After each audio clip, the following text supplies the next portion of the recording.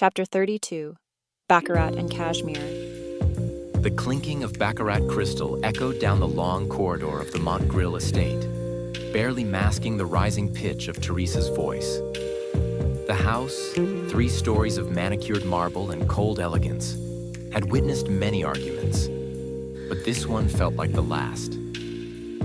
You always find a way to twist it, Teresa Montgril hissed, arms crossed beneath a silk robe that cost more than Marvin's entire wardrobe. At 10 years her husband's junior, she looked great, her figure greatly benefiting from the daily visits with her personal trainer.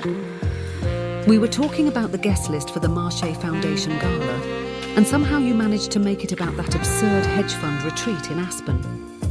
The 62-year-old Marvin Montgril dressed in casual luxury, cashmere sweater, slacks tailored just enough to say wealth, not effort, stood across the room, drink in hand and irritation draped over his features like a custom scarf.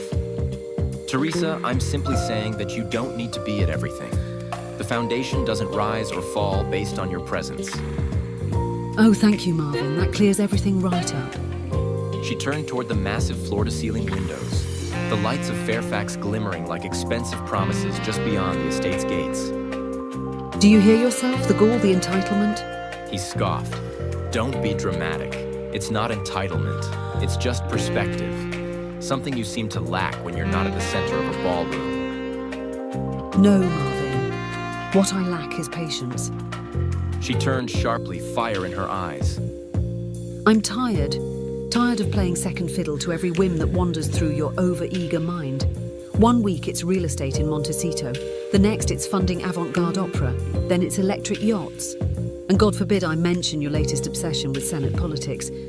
They're all solid investment, Teresa. No, they're midlife identity crisis with a debit card. Their 2 Yorkies, Winston and Clementine, scurried out from under the ottoman, startled by her rising tone. Teresa's eyes flicked to them briefly, softening for only a moment before she refocused on her soon-to-be ex-husband. Again. This is your 3rd time packing your things in 25 years, Marvin. And it's the 3rd time I've watched you slink back in here like a bored child who lost interest in his own tantrum. But this time is different. Marvin raised an eyebrow, as if the idea of finality in their well-practiced theatrics was new. You're not coming back, she said firmly.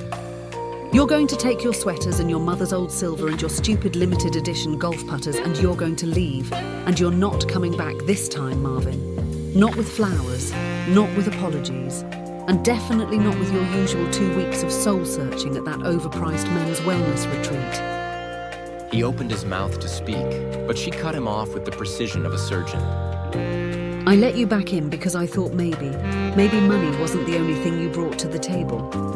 I thought perhaps there was something deeper under the smug charm and that old money gloss. But I was wrong.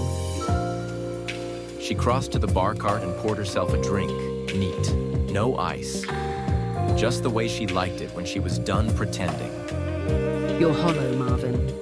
All your parties, your networking, your performative philanthropy, it's exhausting. And worse, it's boring. You're boring. He chuckled bitterly. But you didn't seem bored last week when we... Don't, she warned, spinning to face him.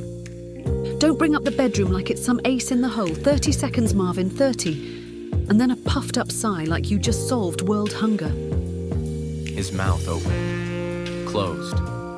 He blinked, unsure if he should defend himself or just leave.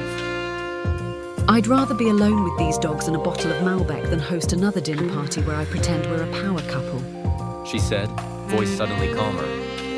We're not. We never were. We're just 2 expensive people who got addicted to the idea of appearing in glossy spreads and charity columns. She walked toward the front hall and opened the closet, tossing him his coat. The car service will be here in 10 minutes. Marvin stood for a moment, his ego too bruised to reply. Then, with a shrug, he draped the coat over his arm and headed for the door. He paused before crossing the threshold. I suppose I'll forward my mail. Do that, and send my regards to your next temporary fixation. The door clicked shut behind him. Teresa exhaled, drained, but not broken. Winston hopped onto the couch beside her. Clementine curled up on the rug. It was quiet. No more arguing. No more pretending.